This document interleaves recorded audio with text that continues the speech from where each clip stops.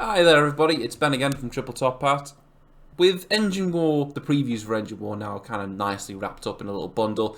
That's gone on pre-order, so all you fans of the On The Side, all you Knight fans and all you Demon fans, whatever flavour of Knight you particularly choose, you'll be able to pre-order that now, and next week you should be able to get your robotic hands / demonic claws on that, whatever your preference really. But little things have happened in the midst of that, and particularly today, some more news has broke on the community website and the 40k website regarding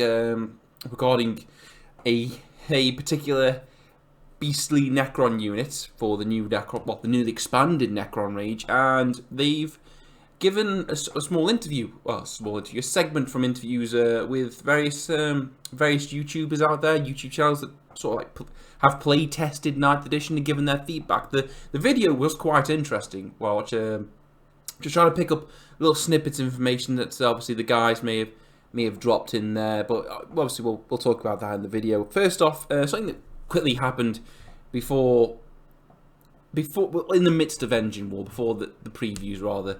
GW have teamed up with is it Todd McFarlane figures, Todd McFarlane, the dude behind Spawn. Basically, they've teamed up with sort of McFarlane Toys, and they're releasing what they say. They're releasing a new line of sort of like 7-inch display models.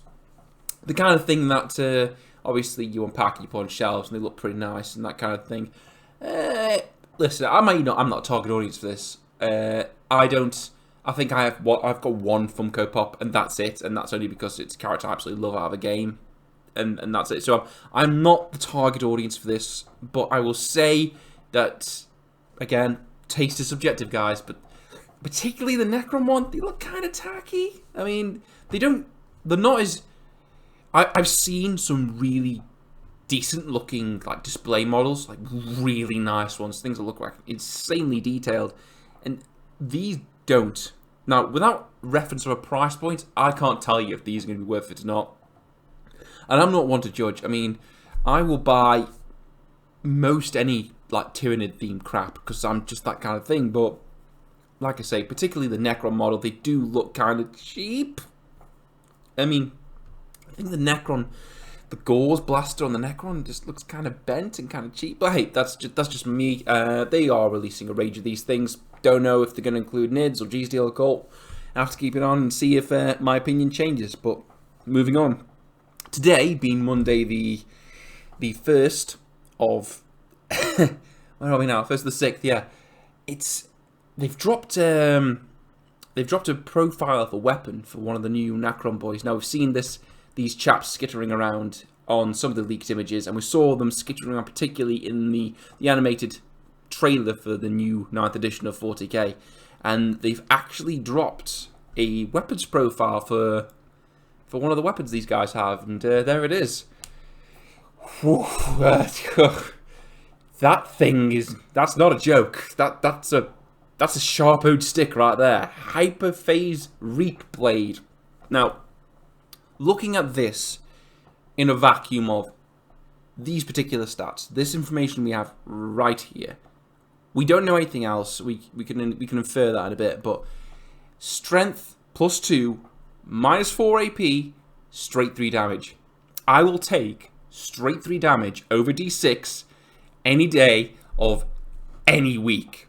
Excuse me, sorry, just had a bit of a cough there, but yeah, straight 3 damage, that's nice. -4 AP, really nice. I mean, you've got to be a Terminator to even get a save. And strength +2, I mean, I've reached out to Jamie, and he can, after what he tells me, if we can assume these guys are going to be similar to Destroyers, I mean, they are technically of the same breed of Necron, then these guys are going to be kicking around with that particular blade at strength 7. Don't know how many attacks they're going to have. Like I say, we're doing a lot of assuming there. But strength 7, -4, D3 damage. Unless you're packing toughness 8, these guys are going to be... excuse me. These guys are going to be an issue. One that you're going to have to keep an eye on. Can only assume that obviously the multiple legs, fast-moving, close combat unit. Pretty nice. And like I say, just doing more inferring on top of that. If they are similar to Destroyers or share the Destroyer keyword, correct me if I'm wrong down in the comments, guys, but if they do, then they're going to have access to that Destroyer stratagem that gives them all the rerolls, which could be, excuse me, absolutely brutal with that particular weapon. So we don't know how many attacks they're going to get, but that thing's no joke. No joke at all. And looking at this picture here, we can see there, obviously the weapon profile we got was for the guy in the centre. The big two-handed sort of, I'll say two-handed, he hasn't got hands, the sword's kind of part of him, but we can see two other dudes to the left and right with different sort of loadout. We've got kind of like ones that are like mounted onto his forearms and wrists, and the other one that's more like one-handed swords. So infer what you will from that. Perhaps one will give you more attack, one will give you more damage, and the other one, I don't know, maybe will give you a sort of save.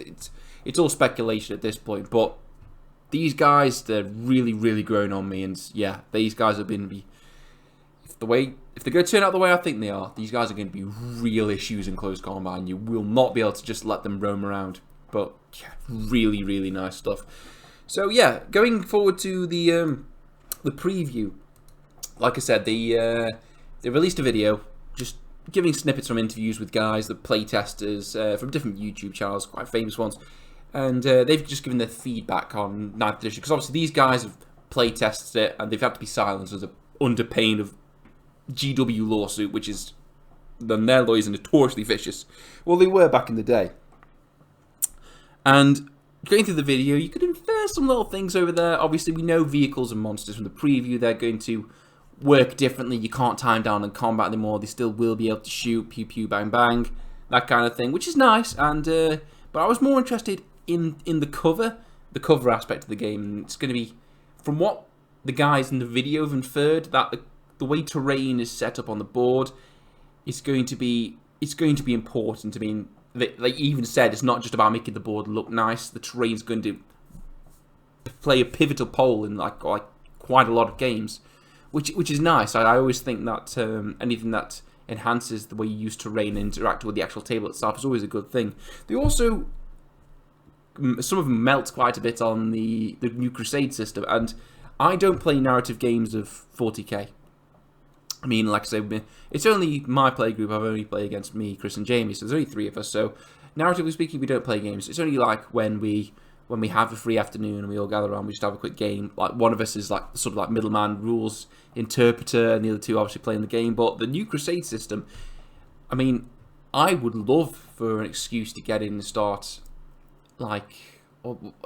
giving guys like traits and backstories and seeing how they evolve over games and time.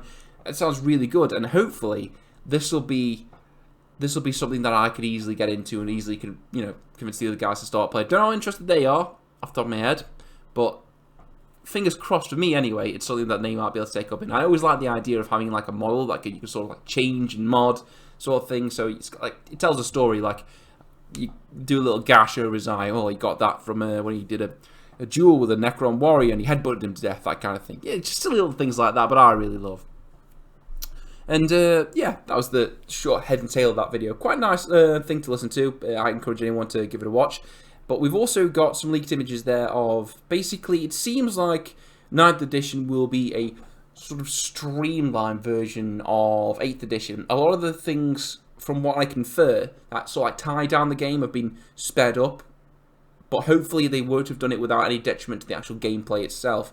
But obviously you can see their rules key, which obviously breaks down and describes obviously sequence of events and things like that, which is kind of good. And the battle round has been changed. We knew this was coming anyway. I mean, we knew command points were getting redone, because the way command points work right now, it's hard for smaller armies to get that advantage. I mean, Genestealer Cult is notoriously a command point hungry army, so you will burn through your command points quite well, and some armies in the past have had unfair advantages where they can just make batteries to command point farm and just keep using the same stratagems over and over and over again to that effect. And I can understand, because Chris played Grey Knights and he had next to no command points and to use on his stratagems through most games, and it was, you've got all these nice stratagems. You want to at least have the option to try and use a good amount of them. But when you're like, well, if I spend on this, it's not as good as that, you're sort of like locking yourself out of a lot of the fun stratagems, which I always thought was a shame.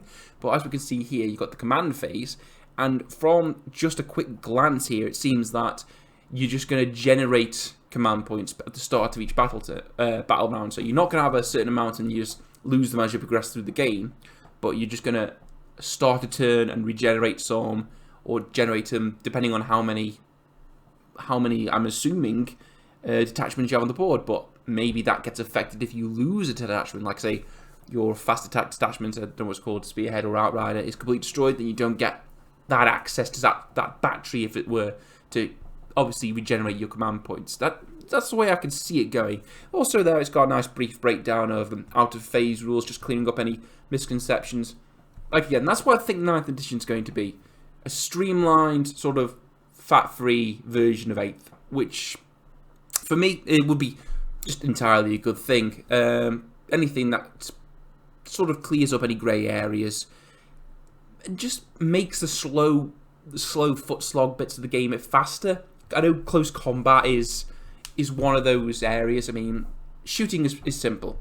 You pick a gun, you pick a target, you pull the trigger, and then stuff happens. But obviously combat, you've got turns, you've got to wait for attacks and things like that. It's slowed down, but I don't want it sped up so much that it becomes less fun. That probably doesn't make any sense. It does in my head, but, you know, I like some aspects of close combat, but it's just, I'd like it to be slightly quicker than it is now.